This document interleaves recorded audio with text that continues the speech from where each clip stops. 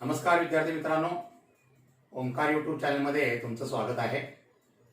आज इयत्ता 9वी गणित भाग 1 या विषयातील प्रकरण क्रमांक 1 संच हे आपण या ठिकाणी अभ्यासणार आहोत। आता सुरुवातीला संच ही संकल्पना जरा समजावून घेऊया। बघा, संच म्हणजे नेमकं काय, तर ज्या समूहातील घटक अचूक व नेमकेपणाने सांगता येतात त्या समूहांना संच असे म्हणतात। म्हणजे समूहातले घटक जे आहेत हे अचूक आणि नेमकेपणाने प्रत्येकाला सांगता आलं पाहिजे, तरच ते समूह जे आहेत त्यांना संच म्हटलं जातं, अन्यथा संच ते असत नाही। आता उदाहरणार्थ बघा, इथे आठवड्याचे 7 वार। आता आपण एक 8 ते 10 मुलांना सांगितलं की तुम्ही आठवड्याचे 7 वार जो आहे त्यातले घटक लिहा, आणि तुम्ही त्यांच्या जर वह्या तपासल्या तर प्रत्येकाच्या वहीमध्ये समान 7 घटक येणार आहेत, त्यात वेगळे पण काही असणार नाही, कारण आठवड्याचे 7 वार हे ठरलेले आहेत। त्यामुळं हा समूह जो आहे हा संच असणार आहे।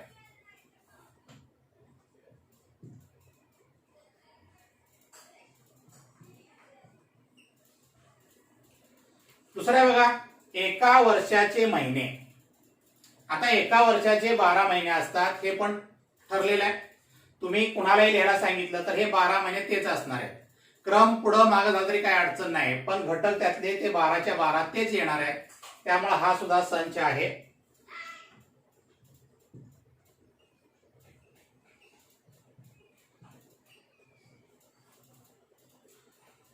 तिसरं उदाहरण बघा, वर्गातील शूर मुले। आता वर्गातील शूर हा शब्द जो आहे हा प्रत्येकाच्या दृष्टीने वेगळा असणार आहे। ते प्रत्येक मुलाच्या दृष्टीने शूर याची संकल्पना वेगळी असणार आहे, आणि त्यामुळे एखाद्या वर्गात आपण जर हे सांगितलं की वर्गातील शूर मुलांची नावे लिहा, तर या ठिकाणी प्रत्येकाच्या यादीमध्ये ठराविक मुलांची नावे येतील असं नाही, म्हणजे प्रत्येकाच्या यादीमध्ये वेगवेगळी नावं असणार आहेत। त्यामुळं हा समूह जो आहे हा संच असणार नाहीये, कारण याच्यातले घटक आपल्याला अचूक आणि नेमकेपणाने सांगता येणार नाहीत, त्यामुळे हा संच नाही।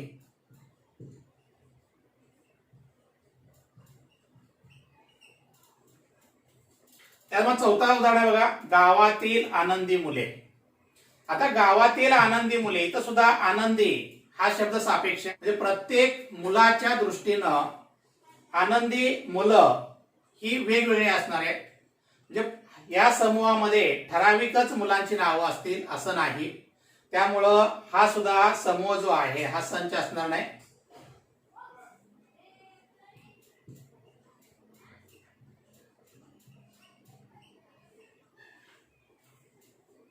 तर याप्रमाणे आपल्याला कोणते समूह संच आहेत आणि कोणते समूह संच नाही हे ओळखता येणं फार महत्वाचं आहे। तर लक्षात ठेवा, संच याची संकल्पना घटक अचूक आणि नेमकेपणाने जर सांगता येत असतील तरच ते संच असतात, अन्यथा संच असत नाही। आता हे संच जे आहेत या संचाला नाव देण्यासाठी इंग्रजीतील पहिल्या लिपीतील ABC पासून Z पर्यंतची अक्षरं ही वापरली जातात, आणि संचाचे घटक दाखवण्यासाठी इंग्रजीतील दुसऱ्या लिपीतील अक्षर जी आहेत ही वापरली जातात। बघा, इथं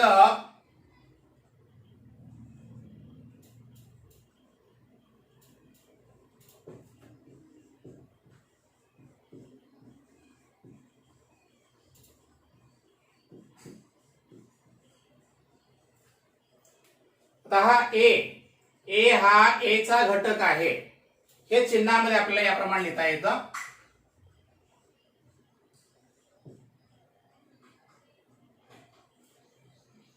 आणि याचं वाचन ए हा ए चा घटक आहे याप्रमाणे केलं जातं।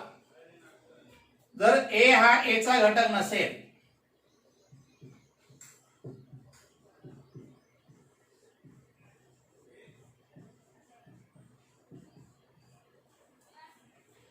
ए हा ए चा घटक नाही हे चिन्हामध्ये आपल्याला याप्रमाणे लिहिता येतं।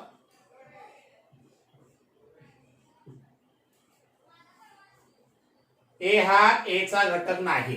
हे घटक आहे आणि घटक नाही हे या चिन्हाचा वापर करून आपल्याला दर्शवता येतं. हे महत्वाचं आहे, याचा वापर आपल्याला पूर्ण प्रकरणात करायचा आहे, त्यामुळे लक्षात ठेवा सगळ्यांनी व्यवस्थित. आता इथं जे सगळे संख्यांच्या याद्या ज्या आहेत या पूर्णपणे सगळे संच आहेत. काही संख्या संच आपल्या इथे दिलेले आहेत. पहिला आहे बघा एन आपण नैसर्गिक संख्येसाठी हे एन दाखवतो, दर्शवतो. तर एन बरोबर महिरूपी कंसात 1 2 3 पासून अनंतपर्यंतच्या या संख्या ज्या आहेत हे आपल्याला दाखवता येतात. दुसरं डब्ल्यू आहे. डब्ल्यू म्हणजे होल नंबर्स, पूर्ण संख्या. त्या 0 1 2 3 पासून अनंत संख्या या सगळ्या पूर्ण संख्या आहेत. आय म्हणजे इंटिजर्स, पूर्णांक संख्या. तर सगळ्या ऋण 0 आणि सगळ्या नैसर्गिक संख्या यांच्या समूहाला त्या ठिकाणी इंटिजर्स म्हणजे पूर्णांक संख्या संच म्हणतात. क्यू हा सर्व परिमेय संख्यांचा संच आहे. क्यू या अक्षरानं परिमेय संख्या संच हा दर्शवला जातो.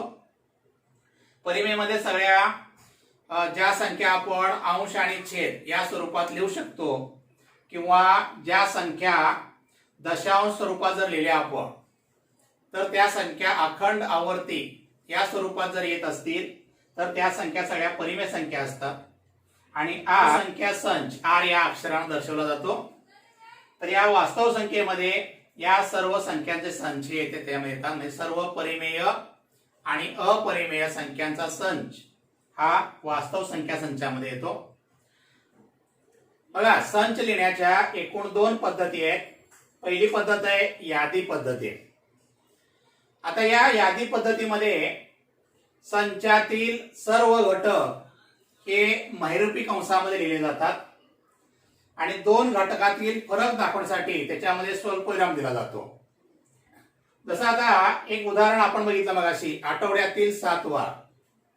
आता हे आठवड्यातील 7 वार जर लिहायचे झाले आपल्याला तर या ठिकाणी आपण यादी पद्धतीनं याप्रमाणे लिहितो.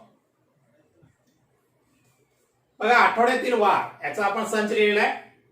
महिरूपी कंसामध्ये आपण सगळे घटक हे स्वल्पविराम देऊन लिहिलेले आहेत. सोमवार, मंगळवार, बुधवार, गुरुवार, शुक्रवार, शनिवार आणि रविवार. तर याप्रमाणे हे घटक लिहिण्याची संच लिहिण्याची पद्धत जी आहे त्याला यादी पद्धती असं म्हटलं जातं. त्यातली दुसरी पद्धत आहे बघा गुणधर्म पद्धती. बघा, दुसरी पद्धती आहे गुणधर्म पद्धती. याच्यामध्ये संचातील घटकांची यादी न करता संचाचा सर्वसाधारण घटक हा चलाने दर्शवून त्यापुढे उभी रेघ मारतात आणि उभ्या रेघेपुढे संचाचा गुणधर्म लिहितात. आता इथं जे आपण आठवड्यातील वार हे यादी पद्धतीत लिहिलेले आहे तेच तुम्हाला गुणधर्म पद्धतीनं हे असं लिहिता येतं.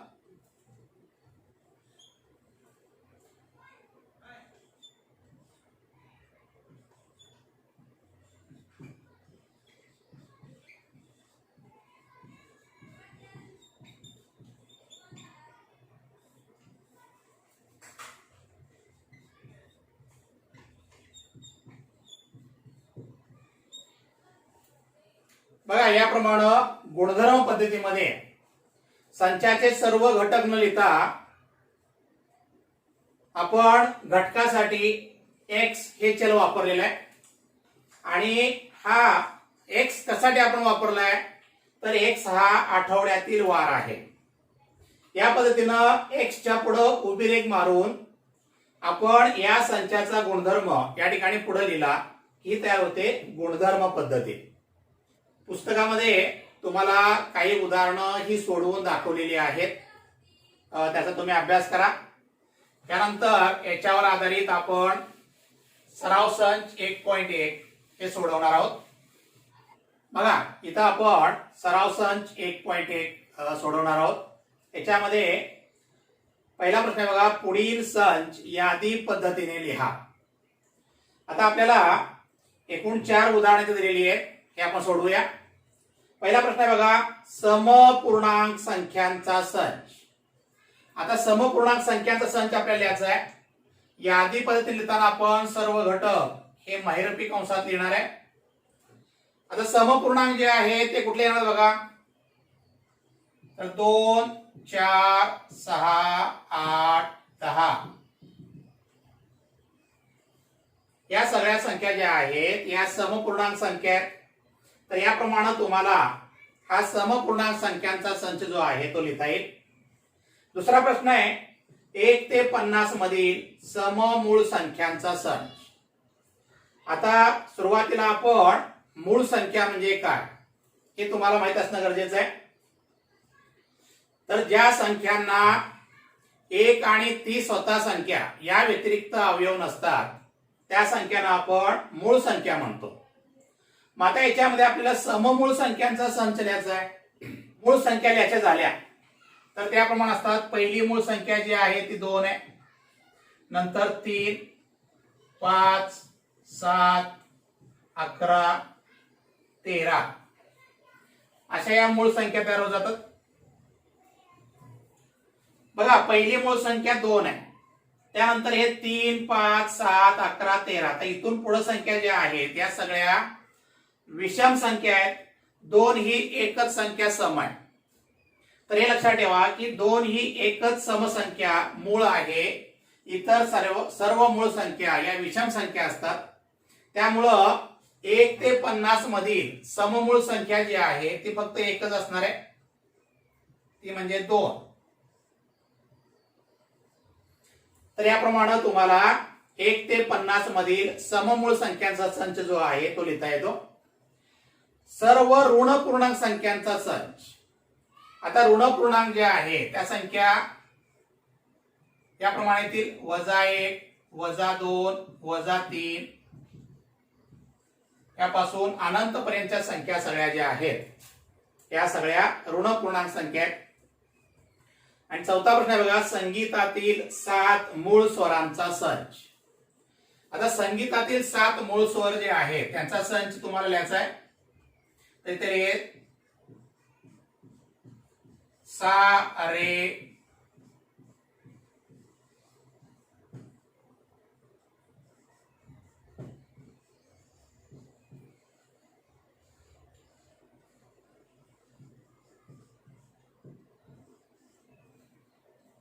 याप्रमाणे संगीतातील 7 स्वर आहेत. सा, रे, ग, म, प, ध, नी. याचा दुसरा प्रश्न आहे बघा, खाली चिन्हात दिलेली विधाने शब्दात लिहा. आता हे चिन्हात दिलेली विधानं जी आहेत शब्दात लिहिण्यासाठी 1 मार्काला परीक्षेला विचारलं जातं. बघा पहिला प्रश्न आहे 4/3 बिलॉंग्स टू क्यू. म्हणजे याचा अर्थ चा घटक आहे. 4/3 हा क्यू चा घटक आहे. याचा अर्थ आहे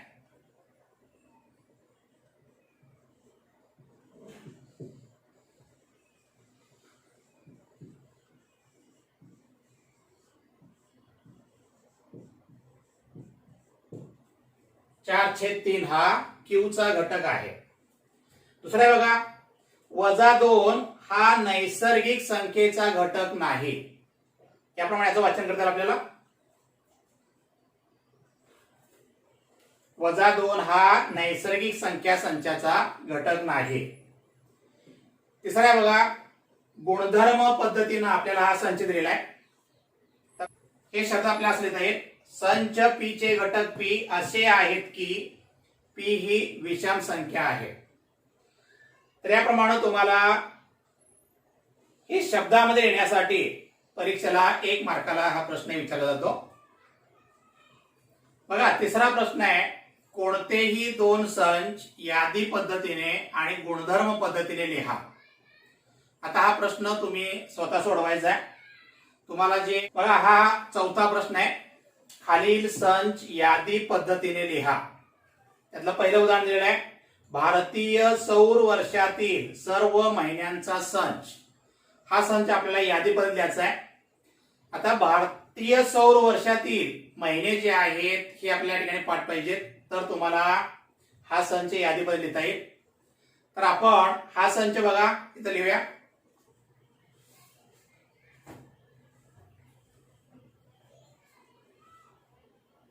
बघा याप्रमाणे हा संच असेल.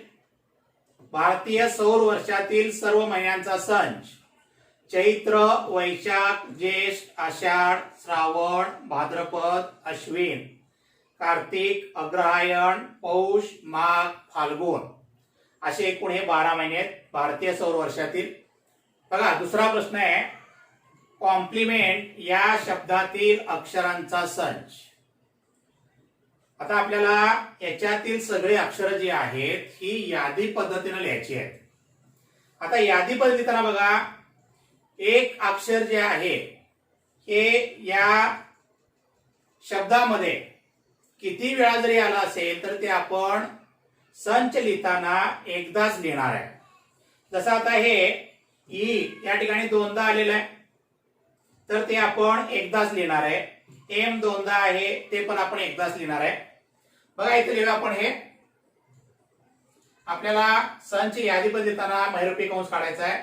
पहिल्यांदा येईल सी, नंतर आहे बघा ओ, नंतर येणार आहे एम, त्यानंतर आहे पी, एल, त्यानंतर आहे ई. बघा हे सगळे अक्षर एक एकदाच आलेले आहेत. आता त्यानंतर एम परत आलेला आहे. आता एम आपण एकदा लिहिलाय त्यामुळे तो एम परत आपण लिहिणार नाहीये. त्यानंतर ई आहे तो आपण ई आता इथं लिहिलेला आहे, परत लिहिणार नाही. त्यानंतर आहे एन आणि शेवटी आहे टी. तर याप्रमाणे आपल्याला कॉम्प्लिमेंट या शब्दातील अक्षर जी आहे त्यांचा संच लिहिता येतो. प्रत्येक अक्षरांच्या मध्ये आपण स्वल्पविराम दिलेला आहे, हे लक्षात घ्या. बघा इथं तिसरा प्रश्न दिलेला आहे, मानवाच्या सर्व ज्ञानेंद्रियांचा संच. आपल्याला यादी पद्धती द्यायचा आहे. आता ज्ञानेंद्रिय जी आहेत एकूण 5 आहेत. पहिले बघा नाक, कान, जीभ,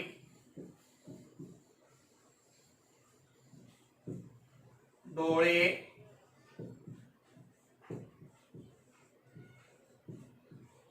त्वचा. तर याप्रमाणे ही ज्ञानेंद्रिय आहेत. नाक, कान, जीभ, डोळे, त्वचा या घटकांचा आपल्याला हा संच मिळेल. पुढे बघा 1 ते 20 मधील मूळ संख्यांचा संच. आता 1 ते 20 मधल्या मूळ संख्या ज्या आहेत, पहिली संख्या आहे बघा 2, नंतर आहे 3, 5, 7, 11, 13, 17 आणि 19. तर या 1 ते 20 दरम्यानच्या सगळ्या मूळ संख्या आहेत.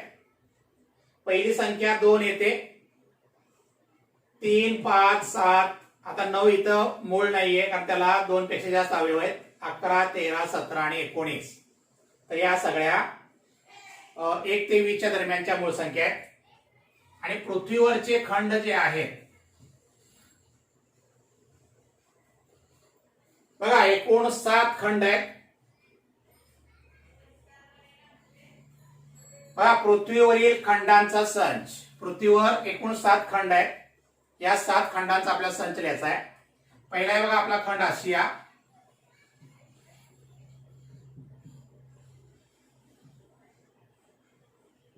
दुसरा येईल आफ्रिका,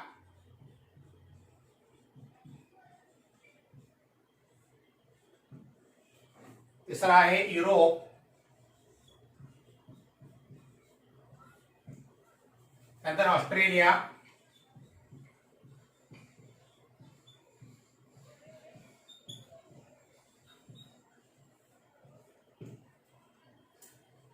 अंटार्क्टिका,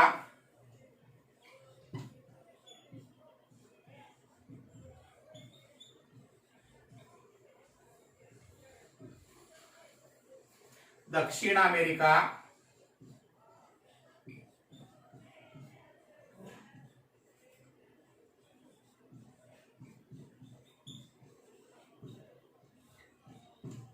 आणि उत्तर अमेरिका.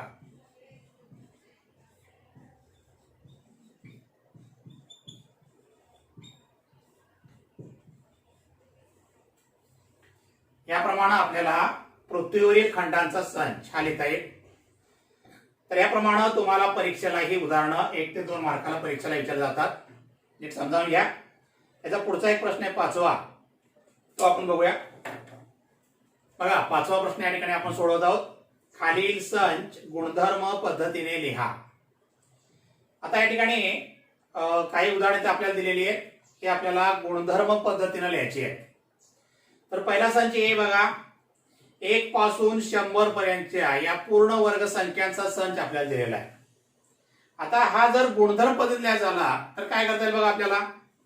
आता इथं या संख्या ज्या आहेत, आपण या संख्या 1 2 3 4 अशा मांडल्या, तर याचा प्रत्येकाचा वर्ग केलेला आहे. 1 ते 10 या संख्यांचा हा वर्ग आहे. आणि 1 ते 10 साठी आपण जर n मानलं तर तुम्हाला हा n वर्ग यासाठी लिहिता येईल. म्हणजे आता आपण या सगळ्या घटकासाठी एक अक्षर मांडणार आहे. बघा इथे हे a बरोबर हा महिरूपी कंस आहे. या सगळ्या घटकासाठी आपण x मानणार आहे. त्याच्यानंतर उभी रेष ज्याची आहे, आणि या उभी रेष नंतर x काय आहे तर इथं आपण लिहिणार आहे x बरोबर n चा वर्ग. x हा n चा वर्ग आहे. आणि n काय आहे हा तर n हे नैसर्गिक संख्या आहे.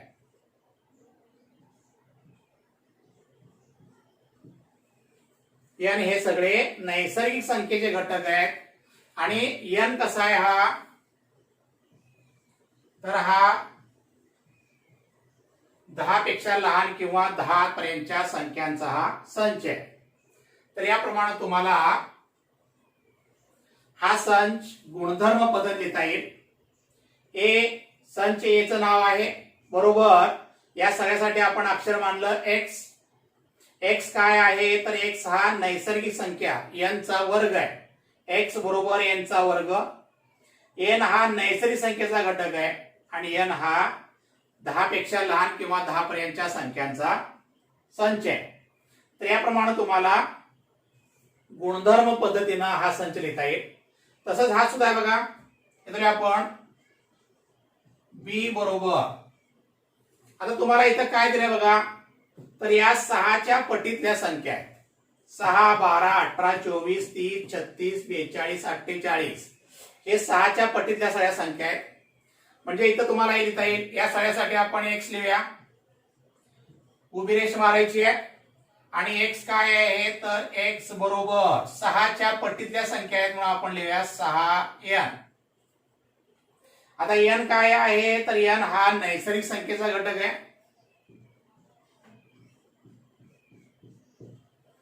आणि n कुठपर्यंत आहे. आता 6 गुणिले 8 म्हणजे 48 होईल. आपण 9 इथे घेतलेलं नाहीये, तर 9 पेक्षा लहान ह्या संख्या आहेत. म्हणजे आपण n हा 9 पेक्षा लहान आहे. याप्रमाणे तुम्हाला गुणधर्म पद्धत ही लिहिता येईल. पुढे बघा c बरोबर तर SMILE.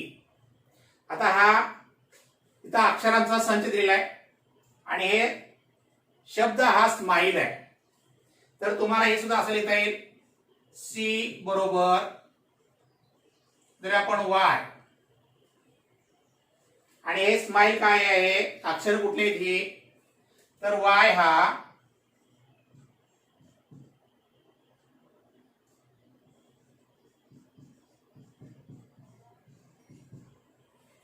स्माईल या शब्दातील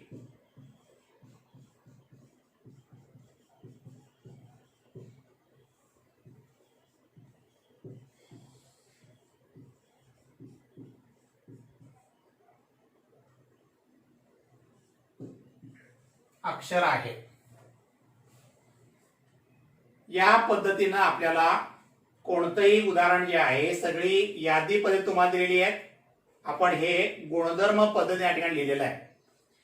तर याच्यामध्ये आणखी 2 उदाहरण आहेत 4 आणि 5 हे तुम्ही पूर्ण करायचे आहेत. तर या पद्धतीने आपण या ठिकाणी सराव संच 1.1 हा इथं आज आपण सोडवलेला आहे. सगळ्यांनी व्यवस्थित समजावून घ्या. काही अडचणी असतील तर माझ्याशी चर्चा करा. ठीक आहे. धन्यवाद.